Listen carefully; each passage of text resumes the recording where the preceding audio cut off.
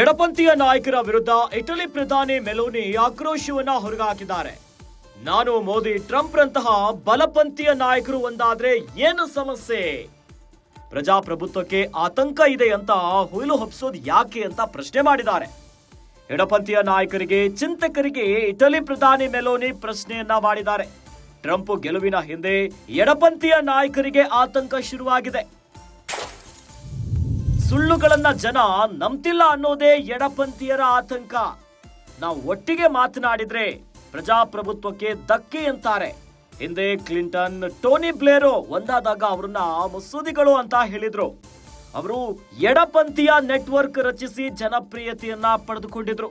ಎಡಪಂಥೀಯರ ಇಂತಹ ಸುಳ್ಳು ಸುದ್ದಿಗಳು ನಮಗೆ ಅಭ್ಯಾಸ ಆಗಿ ಹೋಗಿದೆ.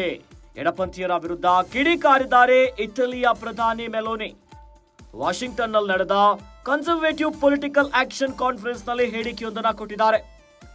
ಅಂತಾರಾಷ್ಟ್ರೀಯ ಮಟ್ಟದಲ್ಲಿ ಈಗ ಎಡಪಂಥೀಯರ ಹೊಟ್ಟೆ ಉರಿ ವಿರುದ್ಧ ಮೆಲೋನಿ ಕಿಡಿನುಡಿಗಳನ್ನ ಮಾತನಾಡಿದ್ದಾರೆ. ವಾಷಿಂಗ್ಟನ್ ನಲ್ಲಿ ನಡೆದಿರುವಂತಹ ಕಾನ್ಫರೆನ್ಸ್ ಒಂದರಲ್ಲಿ ಇಟಲಿಯ ಪ್ರಧಾನಿ ಮೆಲೋನಿಯ ಹೇಳಿಕೆ ಈಗ ಬಹಳ ಸದ್ದು ಮಾಡ್ತಾ ಇದೆ. ಅಂದ್ರೆ ಎಡಪಂಥೀಯ ನಾಯಕರ ವಿರುದ್ಧ ಇಟಲಿಯ ಪ್ರಧಾನಿ ಮೆಲೋನಿ ಆಕ್ರೋಶವನ್ನು ಹೊರಗೆ ಹಾಕಿದ್ದಾರೆ.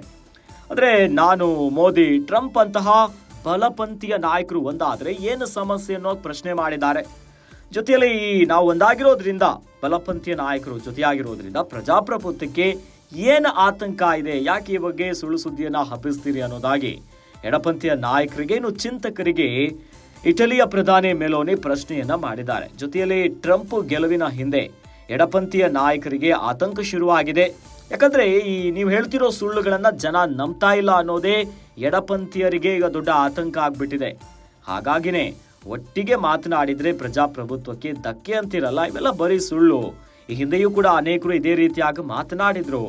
ಆಗ ಅವರು ಈ ಎಡಪಂಥೀಯ ನೆಟ್ವರ್ಕ್ ಅನ್ನ ರಚಿಸಿ ತಮ್ಮ ಬೇಳೆಯನ್ನ ಬೇಯಿಸ್ಕೊಂಡಿದ್ರು, ಅದೇ ಜನಪ್ರಿಯತೆಯನ್ನ ಪಡ್ಕೊಂಡಿದ್ರು.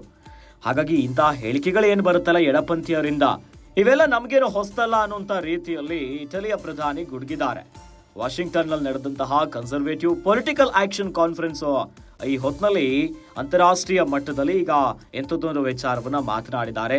ಹಾಗಾಗಿ ಎಡಪಂಥೀಯರ ಹೊಟ್ಟೆ ಉರಿ ವಿರುದ್ಧ ಮೆಲೋನಿ ಆಕ್ರೋಶವನ್ನ ಹೊರಗಾಕಿದ್ದಾರೆ, ಜೊತೆಯಲ್ಲಿ ಪ್ರಶ್ನೆ ಮಾಡಿದ್ದಾರೆ.